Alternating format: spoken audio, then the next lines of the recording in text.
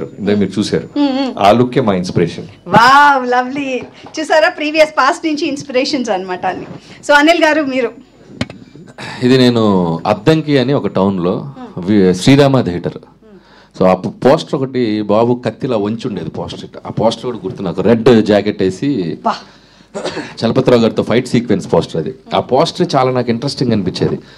వెళ్ళి చూస్తే అసలు మెస్మరైజ్ అయిపోయాను నేను. నాకు తెలిసి ఆ సినిమాని నేను థియేటర్లోనే అప్పట్లో ఒక 15-20 సార్లు చూసుంటా.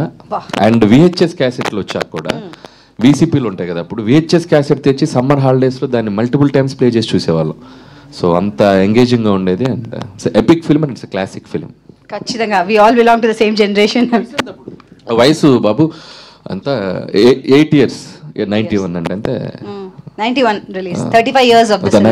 9 years వయసు. వావ్ లవ్లీ, చాలా బాగుంది. సో మీరు ఇప్పుడు బాలకృష్ణ గారితో సినిమా చేస్తే ఇందులోంచి ఏం ఇన్స్పిరేషన్ గా తీసుకుంటారు? నాకు ఒకటి అనిపించింది ఏంటంటే, ఈ టైం మిషన్ కాన్సెప్ట్ తో కుదిరితే 91కి వెళ్ళిపోయి అంటే ఈ ఏజ్ తో వెళ్ళిపోయి అప్పుడు బాబు ఇలా ఉన్నారు అసలు.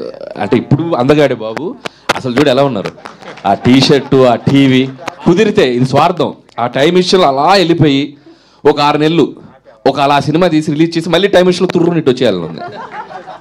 టైం ట్రావెల్లో వెళ్ళి మళ్ళీ ఇక్కడ అదే పాలబొగ్గలంట.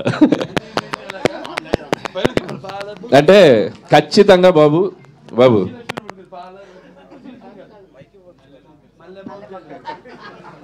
ఖచ్చితంగా బాబుకి లేడీస్ ఫాలోయింగ్ ఎక్కువ. నాకు తెలిసి ఆ టైంలో ఎలా ఉండేదో మరి బాబు చెప్తే తెలియాలి మనకి. తెలిసిపోతాను. చాలా అందగారు కదా మరి. సో నేను వెనక నుంచి మోహన్ గారు మీరు చెప్పండి, మీకు ఈ సినిమాలో క్యారెక్టర్ వచ్చినప్పుడు అండ్ మీరు చేసినప్పుడు మీ అనుభవాలు. ఏం చేసామో మాకు తెలియదు.